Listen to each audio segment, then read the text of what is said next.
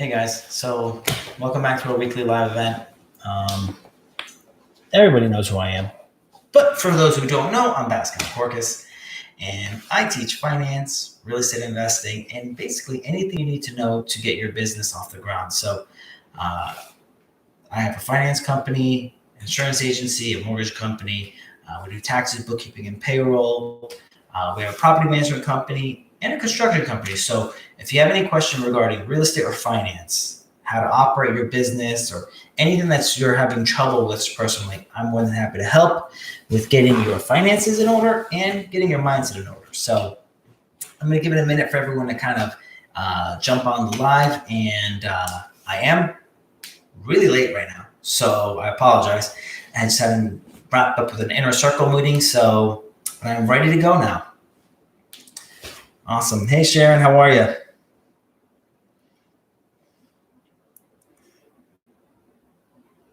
What's up, Celia? What's up, Thomas? And good to see a lot of people that have been following for a very long time. I appreciate all the love, guys.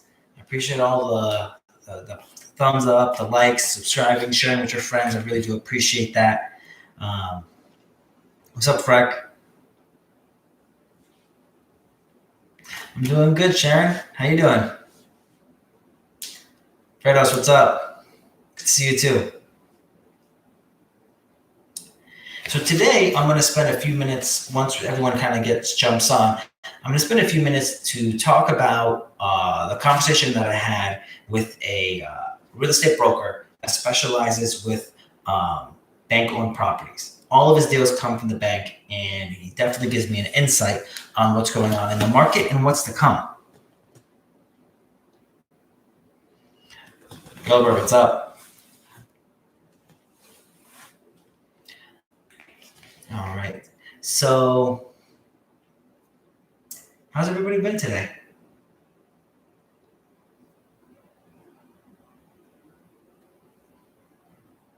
So everybody on YouTube.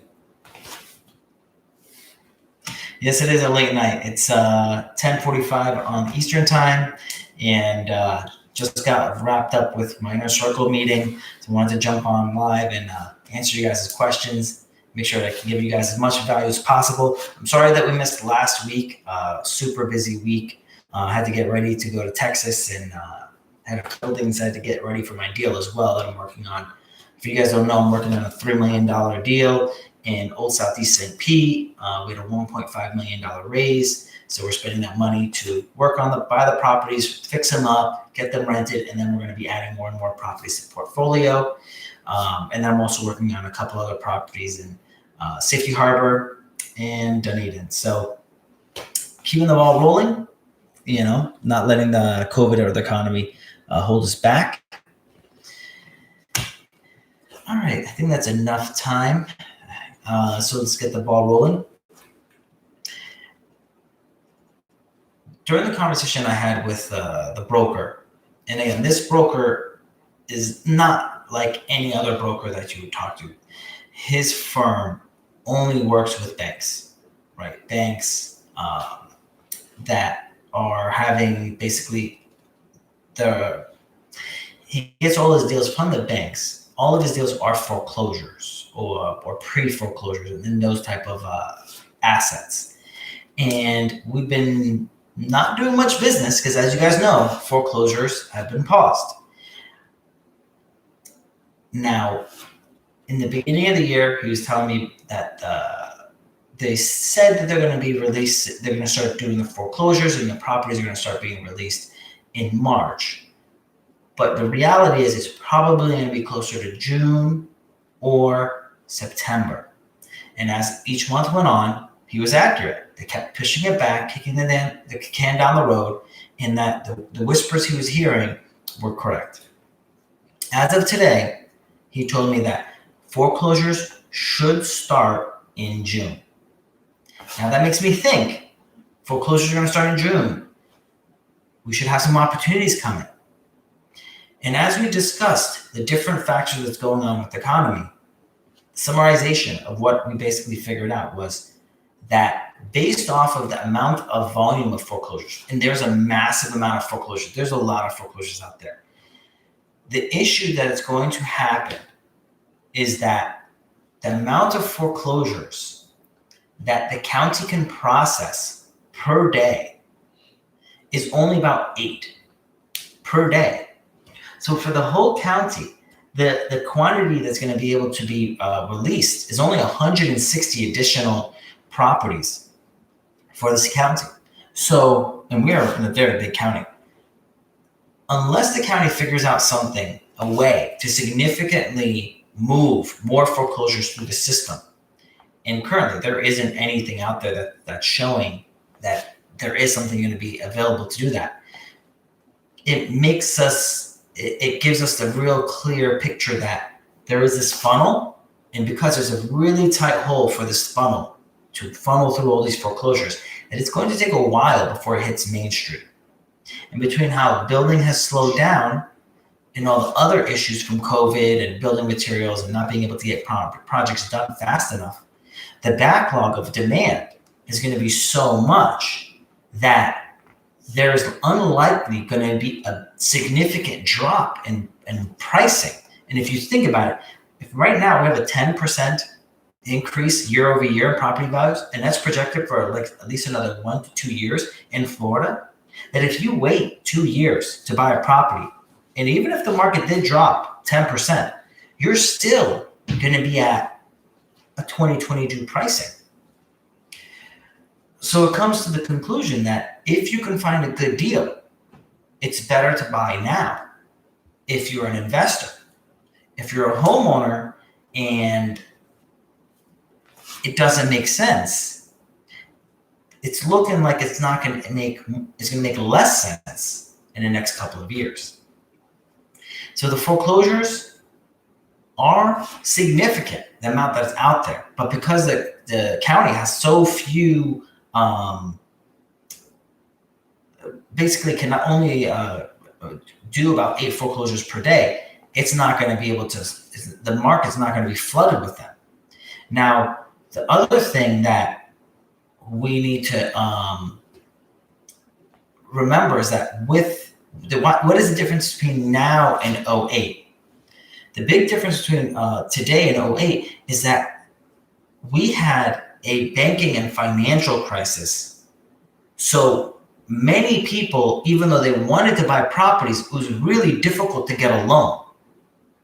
So in this situation, we're still looking as that even if we do have a significant amount of foreclosures coming to market and the county is able to process them faster and they can put out double or triple the volume,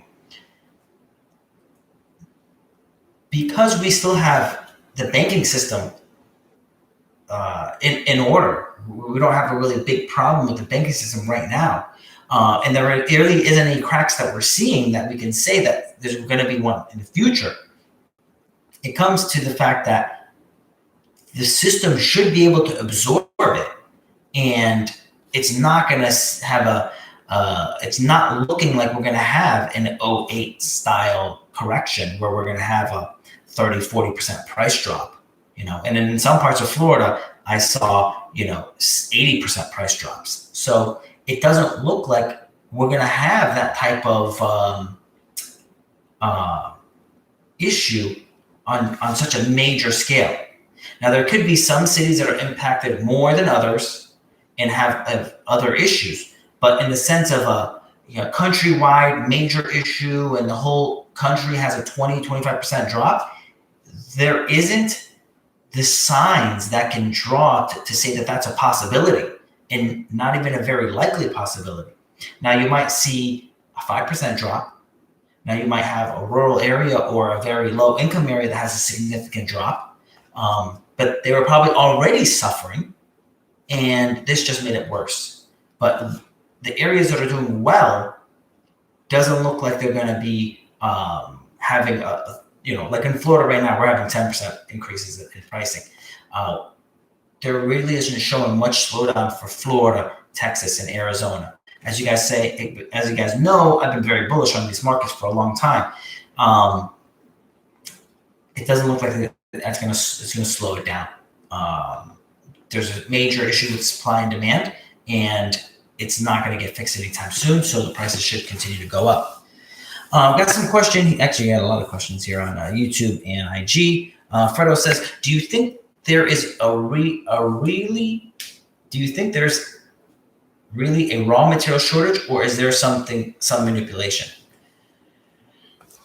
In a sense, is there a manipulation? Yeah, there is a sense of manipulation because we aren't able to employ as many people to get the work done to produce everything. But is there a manipulation in the sense of people hoarding the wood and not releasing it? No, not on such a massive scale that it would cause wood to quadruple. Like that would be a crazy scale for that to happen. That imagine for that to quadruple, they would have to basically hoard at least half of everything being produced. And that would make no sense because think of it, if they are hoarding half of the wood that's being produced right now, eventually that wood would have to come to market, and the amount of wood that's going to be coming to market is going to be so much that it would then cause a crash in the future because of the supply of wood compared to the demand. All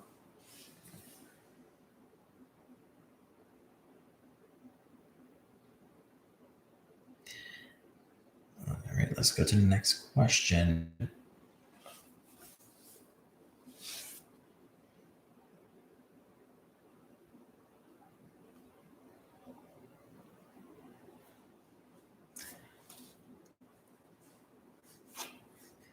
All right, I think that the truck driver should think it's a truck driver. So there's definitely a truck driver shortage. So the Fredo says, think it's a truck driver shortage. There is definitely a truck driver shortage. There is, I actually know many truck drivers, and they're being paid bonuses just to show up to work. Like if you just show up and you work a full week, they're going to give you extra money.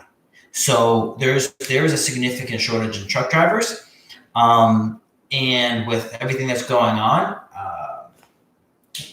yeah, there is definitely an issue with truck drivers.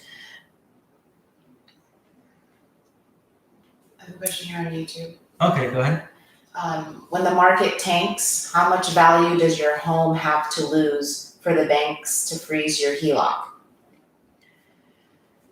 So the answer is normally if, for example, your home is, let's just make easy numbers. Your home is worth $100,000 and you have a Heloc at 89% loan to value. So if your home loses 10% of value and now you're at 100% loan to value, if they are not allowed to give out loans at that amount, if they're backing, because every time the bank gives you a loan, they're actually getting backed in some way, or they have some type of agreement saying that they're going to keep the risk to a certain level of tolerance. And obviously having 10% loss and being at 100% loan to value, the bank is going to look risky. So at that point, what they could do is they can cut your Heloc in half. So it depends. The issue is not how much is the home drop. There's multiple moving parts. There's one, how much is the home drop, and where is your Heloc compared to loan to value? So if your, Heloc is 89% loan to value and home prices drop 10%, there's a good shot they're going to cut your Heloc by half. If that comes up. Normally when that happens, it's not a small cut. They're cutting 50%, 75% of your Heloc's value, or what they'll do is they'll just freeze everything that you've taken out so far, so you can only pay in, you can't take out. And that's the other problems. Like you have that issue where you're like, okay, I'm planning to use this like a savings account. There is an investment philosophy where people are like saying, okay, use your Heloc, pay down your first mortgage, and then pay down your Heloc as time goes on, and then you could pull it back out later. If this market crisis happens and home values do drop significantly, you would never be able to extract the money out of your HELOC. So that's why I don't agree with that strategy. Yeah, question on Instagram. Okay. Land is skyrocketing. Do you think buying land is worth it right now? I personally do not buy land because I want cash flowing real estate that will cover the debt's payment. If you could buy land and you can, store trucks on there, or you can store RVs or something on there and you're renting space, so you're getting paid money to cover your mortgage payment, to cover your taxes and insurance and make money, then that I like. One, getting land, the issue with that is getting loans on land is difficult. So, and to find a scenario for that work is less common. Now, if you have land and you're farming, that's also a good play. Farms are a very good play. It's a great way to do it. But let's remember one thing. In real estate, you're making a lot of money by two main factors is how you're making a lot of money. One, when you get a loan, you are shorting the dollar. You are saying that this money that you're borrowing is going to lose money and be worth less later. Why do we know that's a winning factor? Is a guarantee? Because the government said they're going to cause inflation of 2% minimum. So it's going to devaluate the currency, and that the dollar is going to be worth less. So when people say the American dollar is going to go to trash and no one's going to use it anymore, that's not happening. There's going to be some type of currency that's going to be used, and we do know that they're going to inflate it. It's not like we never knew, and everybody else involved was too dumb to know that they're deflating they're devaluating the currency. So they know that it's known. So when our big play, like Robert Kiyosaki says this, he said, I buy real estate because I can get a lot of debt, because I'm betting that the dollar is going down. Okay. So now that's one big win you got right there. Two, you're using the debt to buy real estate, and you get great leverage. You get a significant amount of leverage on that play. And as the currency gets devaluated, physical assets increase in value, especially those that give you cash flow. So those are the two big ways you win. And when you buy land, it's hard to get loans and it's hard to cash flow. So that's why I don't really target land. Now, if I'm worth $100 million, yeah, okay, I'm going to go buy $20-30 million worth of land. But otherwise,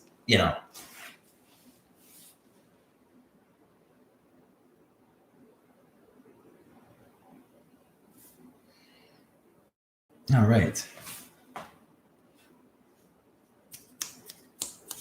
There's hecklers everywhere, and you basically know you made it once you get some hecklers. So I'm not too worried about that. Facts. So what else did Ronald say? So I sent a couple of messages. What's up, Jojo? Do you need an appraisal for a HELOC?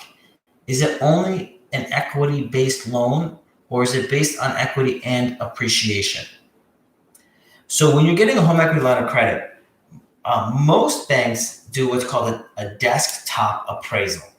Now, if you don't agree with their desktop appraisal, basically what their computer thinks your home is worth, then you can ask for a full appraisal, and then you have to pay for it out of your pocket. When you get a home equity line, normally it's based off of current market value. So it's not that you bought it for $200,000, so they're only going to give you a home equity line based off a $200,000 price.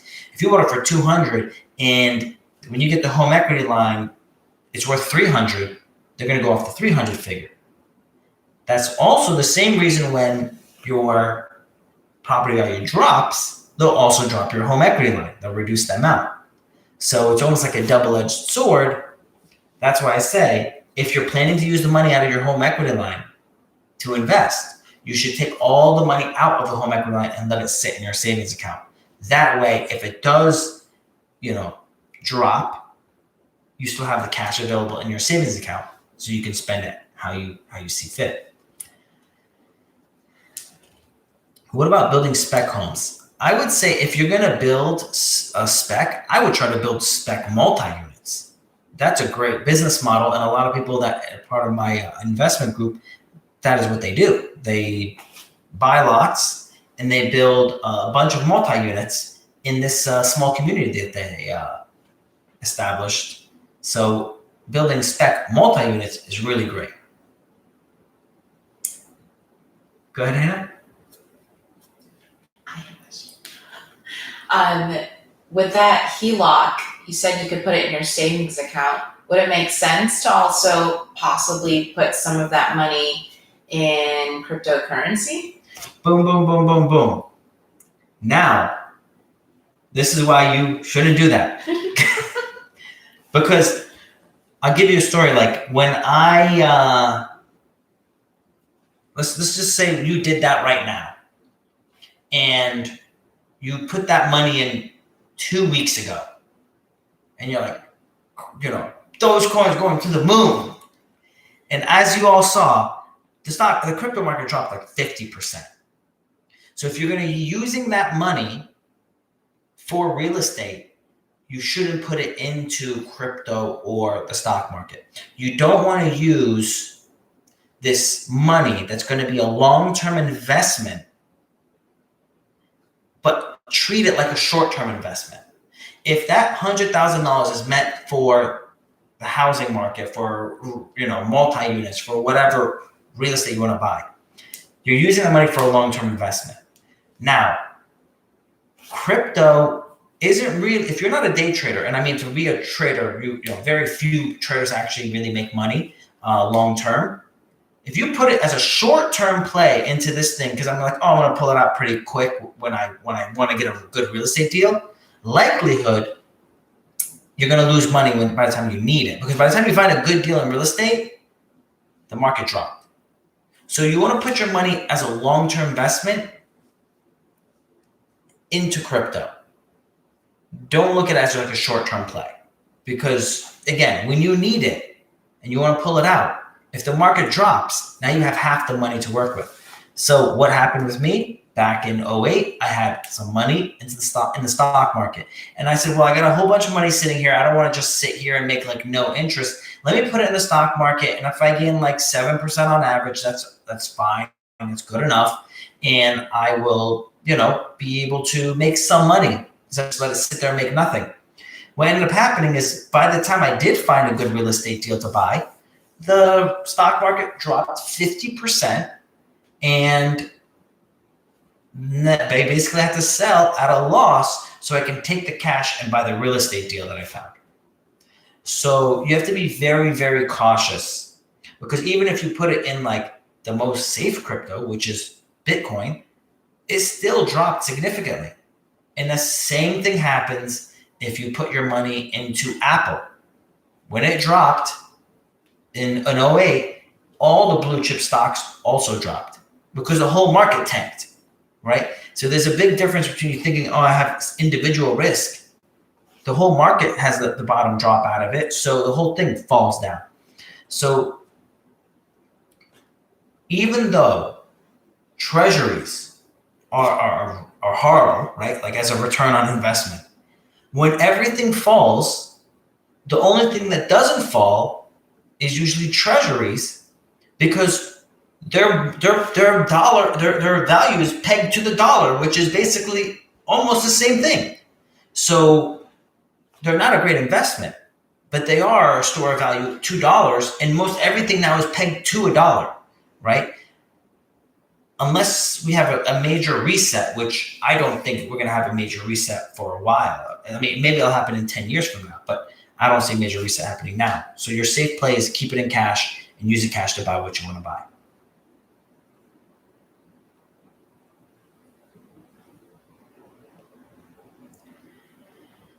Go ahead, Hannah. There's a question here in response to your crypto.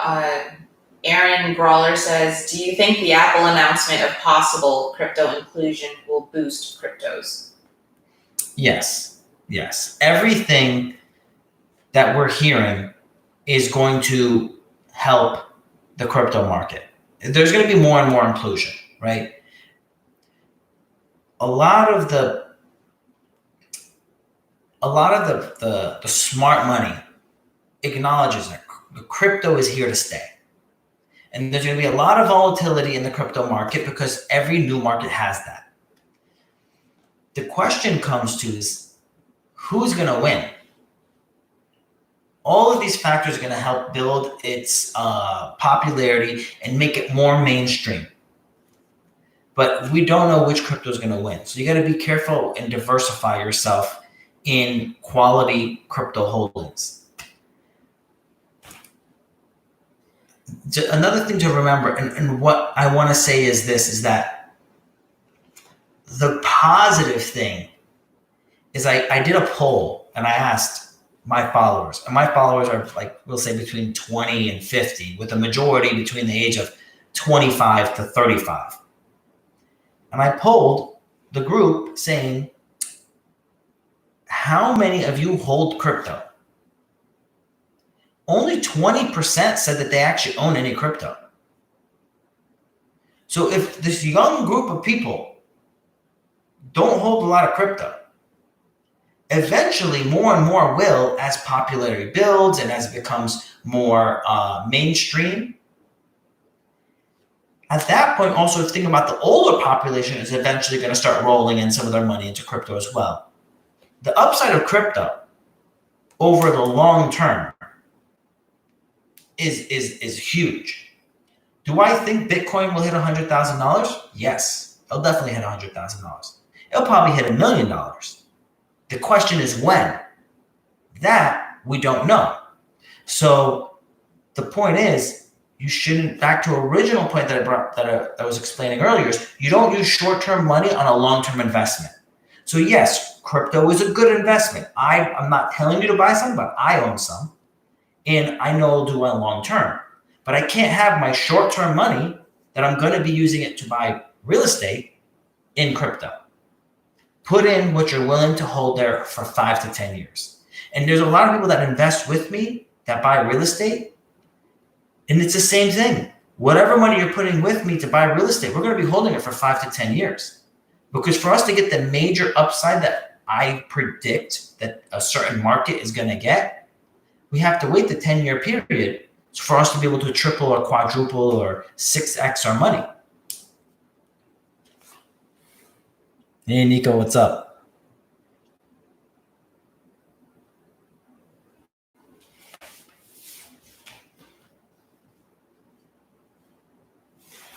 You got another question for us, Hannah? Someone asked, I'm 22 and just dipped my feet in the water in real estate. Do you have any advice, suggestions in regards to books or what to research in general? So obviously everyone reads Rich Dad, Poor Dad. It's a good idea to read How to Win Friends and Influence People. So yeah, read Rich Dad, Poor Dad, read How to Win Friends and Influence People, read Richest Man in Babylon, Think and Grow Rich. A lot of your mentality is going to have to change because the way you need to think to be successful in this business is not taught. Remember, school, college, it's training you for a job. Being an investor, you can't teach that in school. Despite how much people talk crap about college, you can't learn that in college. Just like if you're going to go be a plumber or an electrician, they give you the idea and concepts. You can test some stuff out in a vacuum environment where nothing goes wrong or very few things go wrong. But when you go to the real world, you see a whole bunch of real problems. And especially a plumber, because you got to get pretty creative on how to fix a problem. This is the same thing with investing, right?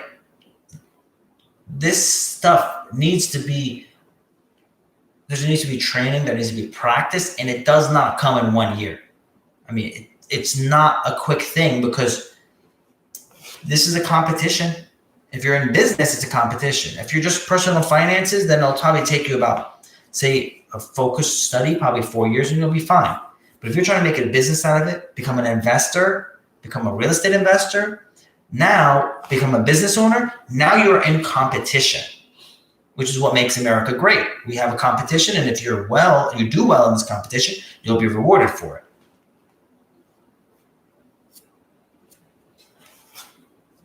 Let's see what other questions we got here. You want to just keep reading them to me, or do you want me to? My live is acting up, but I do remember someone asked, it seems like maybe there's a new person here and they're just asking what kind of things do you invest in with your real estate? Do you have any current listings or things that they can find online? Where are you with that? Oh, so to answer the second part of the guy's question, which is for studying, go on Zillow, go on Redfin, go on whatever site you want to go on, and you need to look at hundreds of homes. And I literally mean hundreds of homes. Because if you are planning to be a real estate investor, you do definitely need to have a passion for looking at real estate and enjoying it. So look at the homes, look at what they rent out in good condition, what they sell for in good condition, see how much they rent for in bad condition, sell for in bad condition. You need to know those answers. So when a good deal comes up, you have minutes to determine that you want to buy it or not. So you can call and buy and just get it done.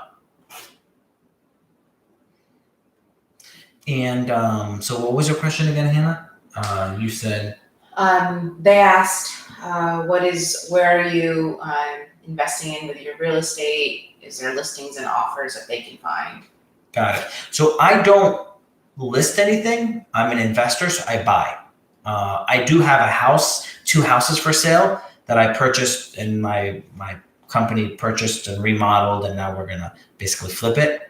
And I normally do higher end flips, higher end, higher quality flips. I don't like doing anything cheap.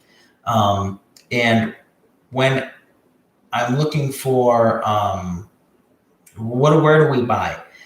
I would advise people to buy in downtown core markets, in secondary and tertiary markets. So what does that mean? If you're in New York, you're not going to buy in like New York City. It's too expensive. The cap rates are too low.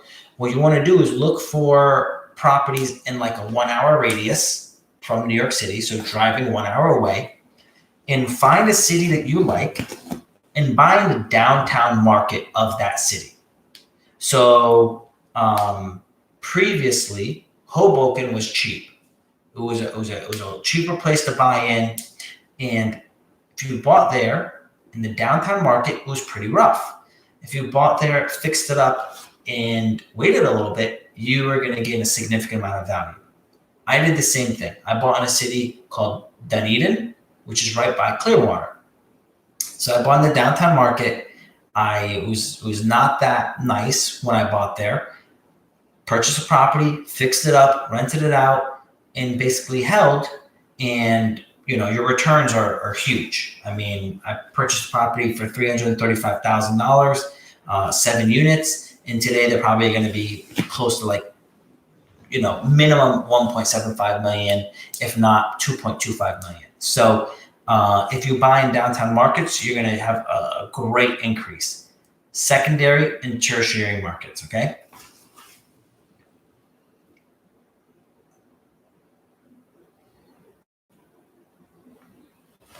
So Nico has a question on IG. Says, what happens after 3 months of forbearance? If you can't pay, what are the banks doing?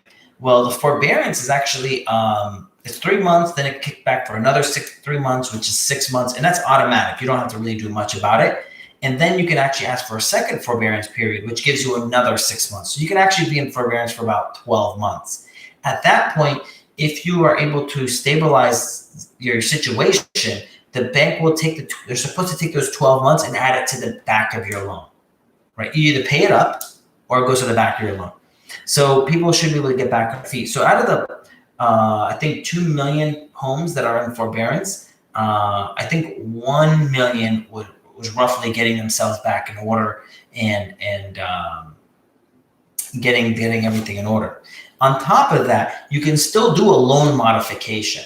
So even if they don't add it to the end, which is adding the 12 months to the end of your loan is basically a loan modification, You can do more custom loan modification where the bank will say, okay, you have a 5 or 6% interest rate. We're going to drop you down to 3%, 2%, 1%.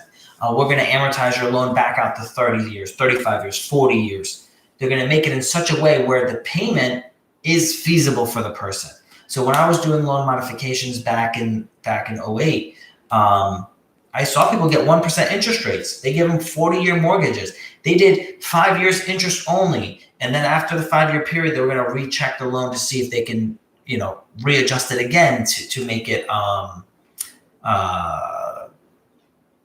feasible for them to pay. They did, okay, well, we're only going to charge you interest on this portion of it, and the rest of it, we're not even going to charge you interest. You owe us this money, but we're just not going to charge you interest. So some people were in homes that were valued probably like $200,000 to $250,000 with mortgages worth $450,000. So they owed almost double. But as long as they made that payment, and their payment was like $1,100 for a $450,000 loan, it's only $1,100. They were fine. Just keep making the payment, and we're going to let you stay.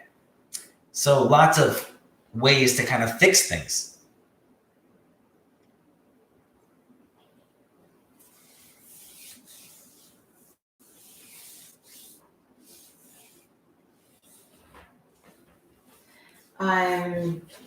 Can you avoid paying closing costs for cash out refinance? So let's, I'm going to let you see behind the curtain, okay? There isn't really a thing of avoiding closing costs. Whenever someone says, no closing costs, or we'll pay your closing costs, they are not paying your closing costs. They're not avoiding your closing costs. There is no such thing as a free lunch. What normally happens is, let's just say you call my mortgage company and you say, Pascal, I want to do a refinance,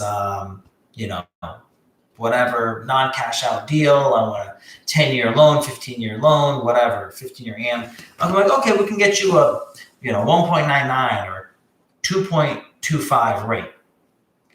And it's going to be this much in closing costs.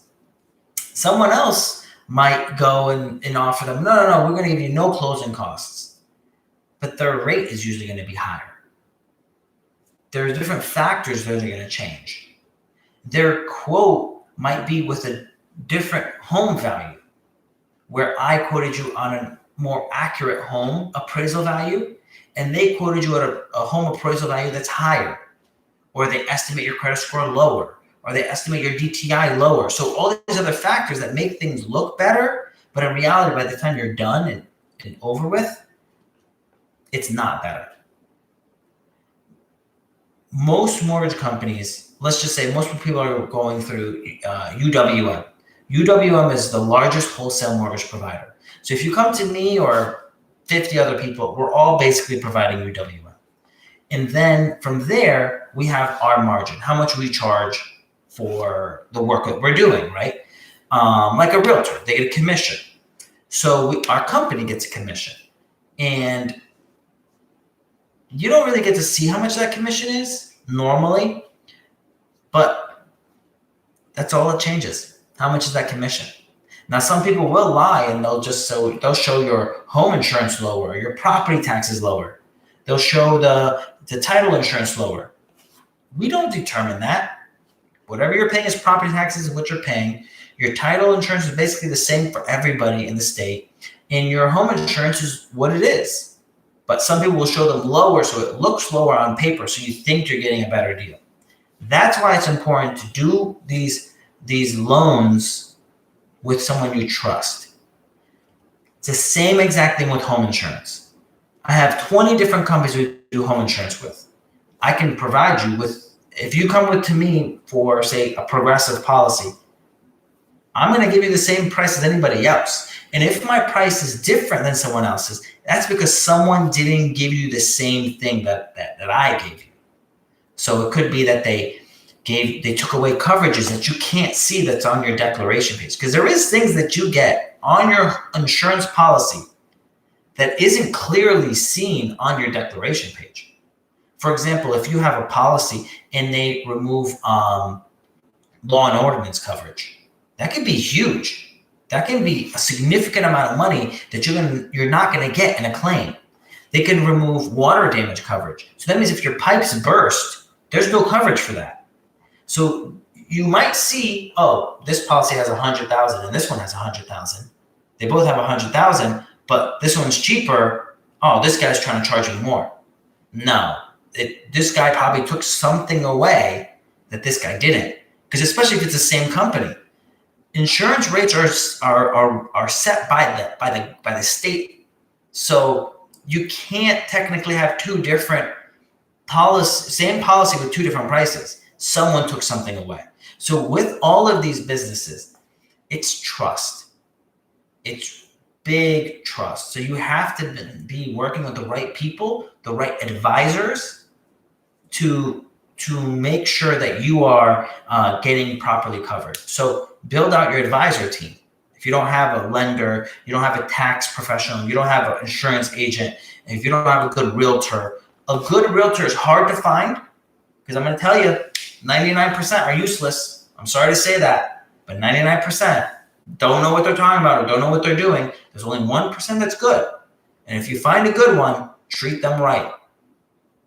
The follow-up to that, the same person asked, he said, the bank offered me Heloc instead of cash out refinance. They said I can avoid paying closing costs.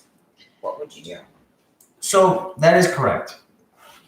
Cash out refi, you're going to pay closing costs. Heloc, you don't pay closing costs. Cash out refi, you have a fixed interest rate that's amortized over, say, 30 years. A Heloc is not a fixed interest rate. It goes up and down with the market, and they can shut it down on you.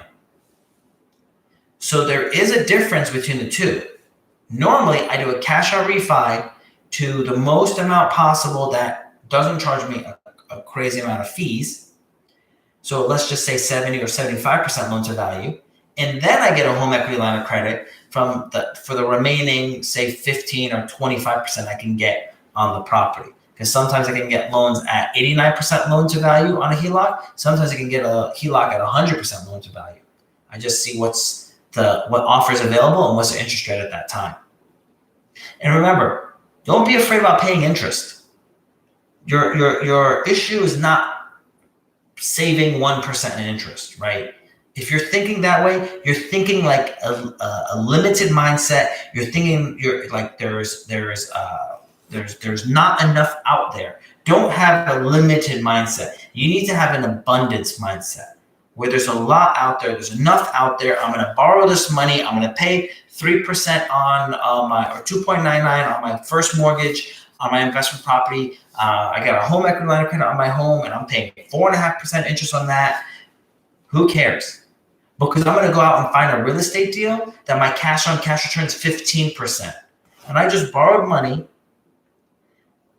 and I have this money working for me, and I can triple it because I'm borrowing at 4%, 5%, and I'm generating 15% on it. I'm tripling. I'm getting a 300% return.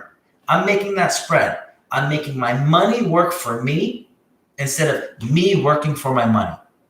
And that's how you become free. If you didn't understand what Rich Dad, Poor Dad was saying, let me summarize the whole book and the concept. The concept is financial freedom, where you have your money working for you so you don't have to work.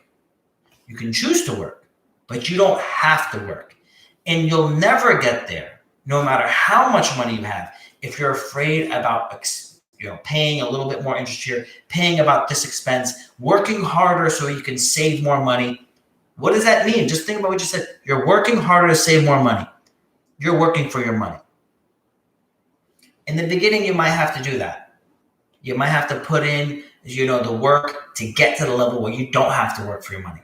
But eventually, don't be enslaved by that, and don't be enslaved by that idea, because you're never going to get past that point, and you're never going to see, how do I make my money work for me? And then you'll get your freedom when you finally see that. Do you see that question there by Sean? Can you read it on your end? Sean, hey, my previous question. I'm going to. All right, let's see it. Yeah. Hey, I think the market is going to crash bad. When the 10-year yield rises, so will the stock market. We'll see a rise in foreclosures, defaults, and deflation. That will be a good time to pick up real estate. There will be an increase in supply because of this. When do you think it will be? So, Sean, I answered that at the very beginning. Yes, foreclosures will happen. It's very clear it's going to happen. The issue we're having is there's a bottleneck with the counties. They can only release a certain amount of foreclosures at a time. And because of that, the amount that's going to be released compared to the absorption rate of the market is not going to make a significant impact. Let's just say there's really many models run, and there isn't something that's showing that there's going to be like a 20% drop. You might see a 5% or 10% drop in home values, and that's going to come in like 2 or 3 years. That's not going to come right now. The only way that would happen, and I mentioned that earlier, the only way that would happen is it would have to be a banking crisis where the loans aren't available to be granted. There is a crazy amount of people out there today that would love to buy a home under $350,000. You can't find them. A decent home at under $350,000 in this country, and actually in Canada, and actually most countries that are third world or their first world, it's hard to find. So the absorption is going to be there. So you would have to have a full economic crash with jobs crash and the banking sector crash for that to happen. For us to have, say, a 20 or 30% drop. All of those factors would have to happen. Currently, we don't see that happening. We don't have enough factors to show that all those things are going to happen.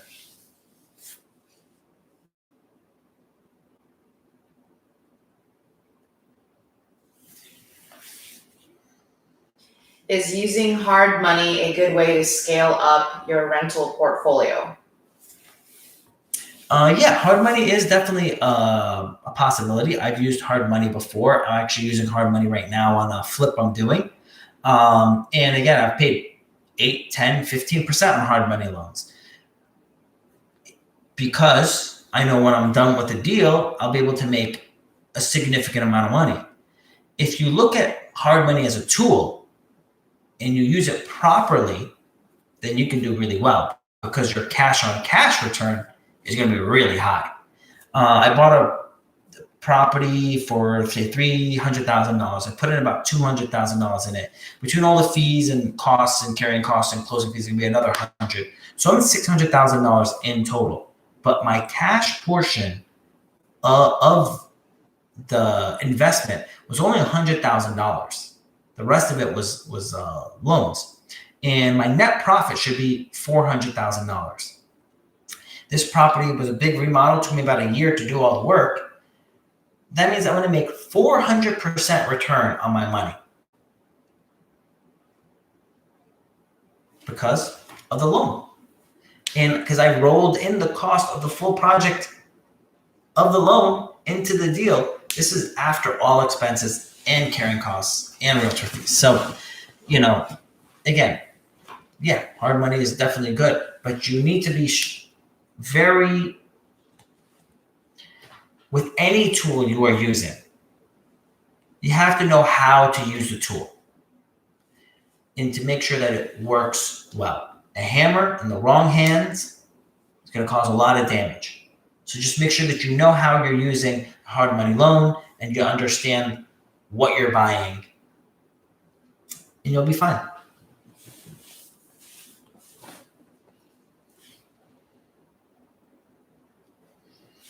All right. Thank you guys for sticking up for me. The people who've been around for a long time know that, I've been around for a while. So I know what I'm talking about.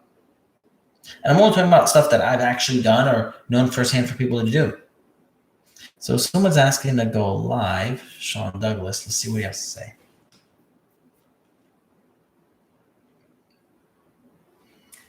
YouTube video is looking really good.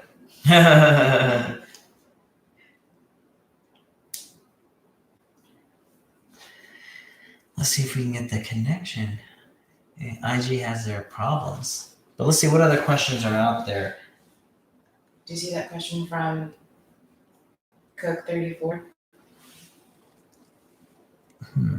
Cook 34.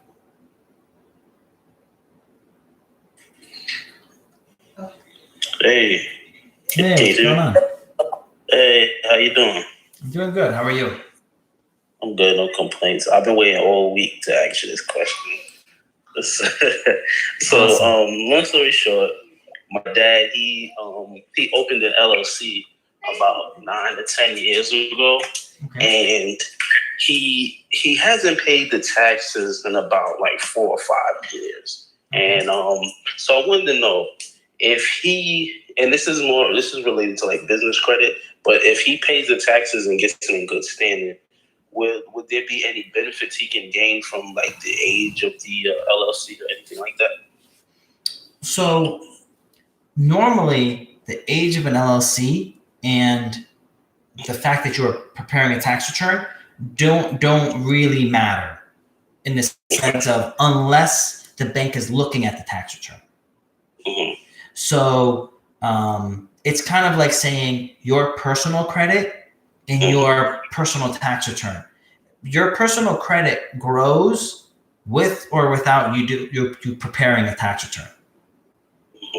Now, the reality is, the more you're using your credit and the more you're growing yourself personally or your business, which would mean you're actually making money and you have to prepare tax returns. So there is that correlation, but there isn't a correlation between the more tax returns I prepare, the better my credit gets. No, that's a strictly related on how you treat your credit lines. Pay them on time, pay them down, better credit. Mm-hmm. Oh, okay. So he hasn't actually used the business, but what made me ask was because I received an email from somebody in like the credit space, and they mentioned that some people sell shell companies for like some sort of benefit to the buyers, and that it's illegal. But it rung a bell and made me think, okay, my dad has this LLC. If I can pay the taxes and maybe help him get some business credit or something like that. So I want to pull together what you just said, part A and part B together. Okay. These shell companies, most of the time, did not prepare a tax return.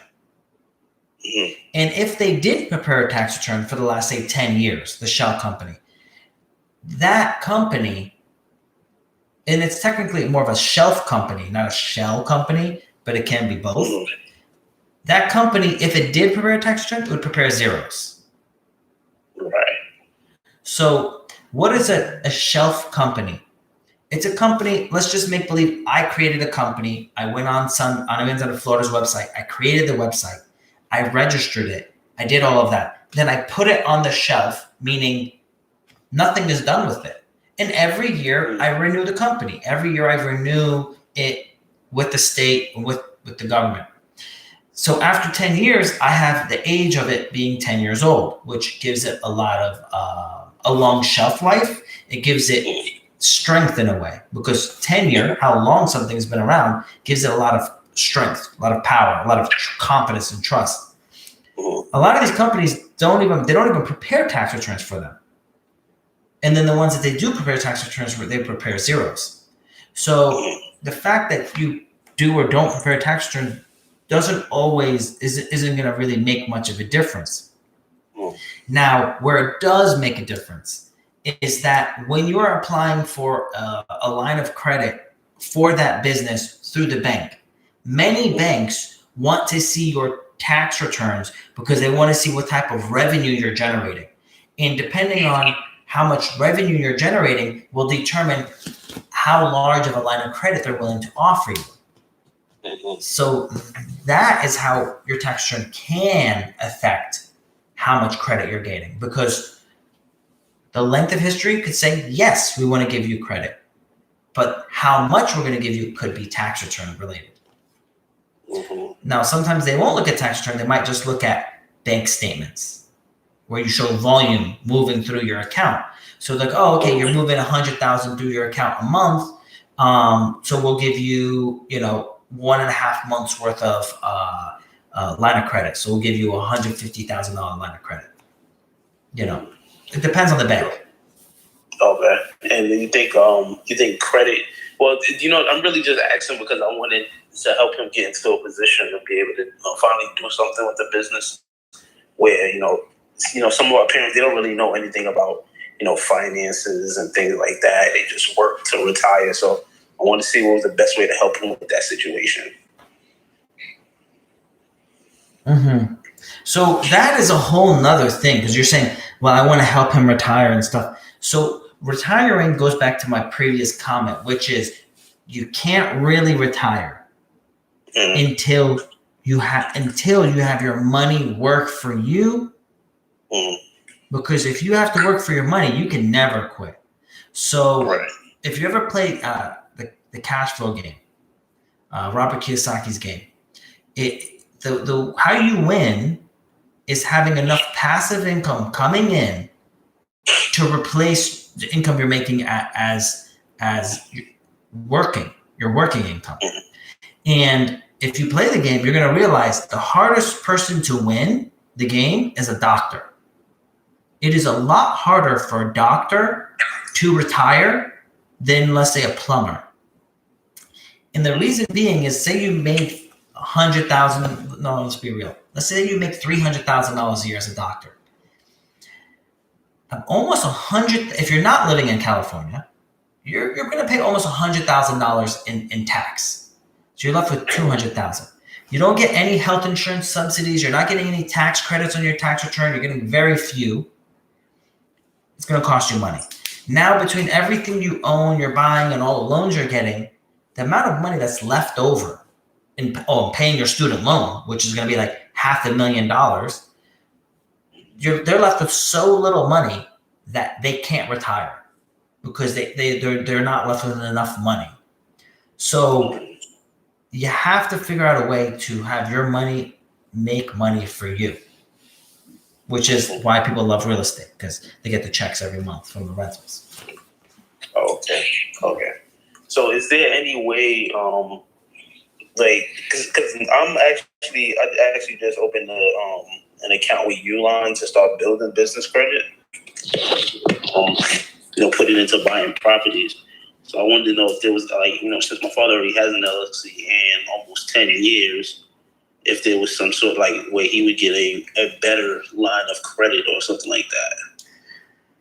So but I guess he'd have to. Having an established business for 10 years is good. And, if you apply for credit through that business, that's going to look good as long as it doesn't have anything derogatory against it. You would have to find a lender that's willing to give you a loan for that business. But again, if you go to any lender that's based off of your revenue, you're going to have a problem with your revenue, because if it's not showing any revenue, then if they're looking at it from those eyes of okay, we'll give you a loan based off revenue, they're not going to give you a loan. The next point is this. You have to be very careful when you're using a loan so you have money to get another loan.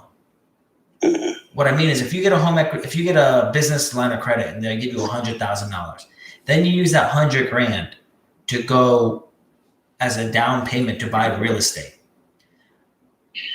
You have to be very careful, because if things go wrong, you now owe the real estate loan and you own that home equity line of credit loan. Okay. Now, do I do deals where I can go get 100% financing? Yeah, I do deals where I get 100% financing. But I do deals that I know are going to work out. And that even if they don't work out, I have so much room there that I'll be able to absorb it and my profit is less. So in any deal that I do, thank God, knock on wood, I'm not doing deals where I'm like, oh, I wonder if I'm going to make any money, or if I'm wondering if I'm going to lose, lose on this deal. it's always, I wonder how much money I'm going to make. I think I'm going to make this much, but I could make even more. So whenever you're taking risk, make sure you're taking calculated risk where your upside is way higher than your downside. And you really shouldn't have a downside where you're losing money. I'm going to quote Warren Buffett. Rule number 1, don't lose money. Rule number 2, don't forget rule number 1. That's it. You'll be all right. All right, my man. I appreciate you every week for doing this. You have no idea. No, I appreciate you, brother. I mean, God's blessed me very much, and I want to help you guys out as well. You know, I want to see you guys succeed as well and be blessings to your family. So, you know, I look forward to seeing you next week. Yeah, I'm coming down to Florida soon. I'll see you, brother. Awesome. Peace. All right. There's a question, it gets cut off. Can you read it on your end? From who? Cook 34. It's an actual input of a question. Cook 34. Okay. Yes, it's 2 questions here.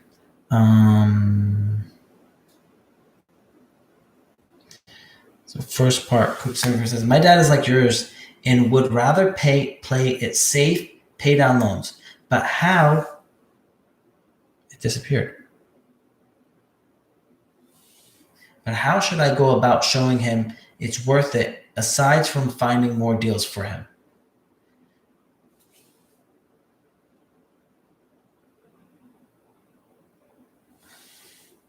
So the one factor you're going to first establish, and am I showing good on your side? Am I showing good on IG? Mm-hmm. Okay. So the one thing I would establish, and all of you guys need to know this, is what is fiat currency, right? You have to understand this. What is fiat currency? Fiat currency is, let's just say it's like fake money. It's not actual money. Actual money is like gold. So that's real money. It's something that's been used for the beginning of the time as money. So that's real money. When we have fiat currency, we have an IOU, and we're trading IOUs. So if you remove all the IOUs, you're basically trading one good for another good instead of it's bartering. I want to buy a car. I go work. I get dollars, these IOUs from the government, and I trade them to the car dealership. Now I could just go work for them and try to pay for it that way. But the point is the dollars are easier. And in the past, our dollars were backed by gold. That's what made them worth something. Today, dollars are not backed by gold. So if I told you that we are now trading fruit is the new currency. We're going to trade fruit back and forth, and depending on how many tomatoes you have determines how much if you could buy this house, right? So if I said, okay, I want to buy this $1 million or million tomato property, I went to the bank and I said, bank, give me a loan of 1 million tomatoes. And they gave me 1 million tomatoes. Back the truck up, fill my truck up, drive up to the person and say, here is 1 million tomatoes. Here you go. I deliver those tomatoes to that person. And now I got the real estate. I have to pay the bank back for those tomatoes. I'm collecting tomatoes now from people. They're paying me these tomatoes. And I'm keeping some for myself and I'm giving some back to the bank. How you have to see fiat currency is as you're paying back these tomatoes to the bank, they're rotting. They're becoming worthless. Worthless. Eventually, the tomatoes aren't going to even be edible. So back 1980, we'll go 40 years ago. 40 years ago, 1980, you could buy a home in Tampa for $30,000. That same home today is over $300,000. What changed is the amount of tomatoes I have to give increased because each tomato that I'm providing is worth less because it's rotten. And what you're doing is you're borrowing this money that is going to be worth less later. The dollar doesn't appreciate, it depreciates. The asset appreciates. So you're borrowing money that's becoming worthless. So then the question comes to, well, what if I can't pay the loan? Then you're buying questionable stuff. Because if you don't think you're going to be able to pay this loan, you shouldn't even be buying this property. When I'm buying, for example, some people say, I'd rather buy one house and pay it off cash. I did it on YouTube and on my IG. I did an example where I showed that it's better to buy, instead of buying one duplex cash, it's better to buy 5 duplexes and getting an 80% loan to value on each one. Because one, I could lose in the calculation, I could have a 50% vacancy and still break even on all the loans and all the expenses. 50% vacancy. But if you have, 2 vacant out of the duplex, you're losing money, you're going to pay money out of pocket. So it is actually more conservative, to simplify it for you guys, it's more conservative for you to have 5 duplexes than have 1 duplex. It is more conservative to own 1 fourplex than a single family home. The numbers consistently prove it. So that's how he should convince his dad. Huh? So that's how he should convince his dad to. Yes, he has to explain to his father that we don't have currency that's backed by gold, right? We have a fiat fake currency. So when you're borrowing something that's losing value. It's like telling the bank gives you a brand new car and says, well, you owe me this car back, and then in 40 years, you return the same exact car that's worth less. And I'm not saying it's a classic car where it's worth more. It's just a regular car there's there's trillions of other cars, right? Trillions of other dollars out there. It's not worth more, it's worth less. And they keep on printing the same exact car with no increase in the car. Imagine they keep on making this same exact car again and again and again, and they keep on increasing the production over time with no increase in the sense of the technology of the car or any added use of the car. So it's devaluing the value of all the cars that are out there because there's so many now that they're not worth anything. Do you have time to take one more? Yeah, I think we do. Well, you're the person that says it. Yeah. One more question. As a mortgage broker, are there lenders that you have that will lend solely on business credit? So the answer is yes. Yes. You're talking. There's lenders that will do called bank statement loans. Depending on how much money moves in and out of your bank account, they'll give you a loan. Now, again, if that bank account is owned by your business that you're a sole proprietor of, then yeah, you could get what's called a bank statement loan. Now, said that, the more non-conforming or non-conventional you are now going away from the conforming and conventional loans, which are the under 3% or the 3% loans that are out there, right? Conforming conventional loan, they go from like 1.99 to like 3.5 right now, which is like really good. Like, let's just say hypothetically, you got a 2.5 rate as a conforming loan. If you are non-conforming because you cannot prove your income or you have really bad credit, you can still get a loan. You're now getting a non-conforming loan.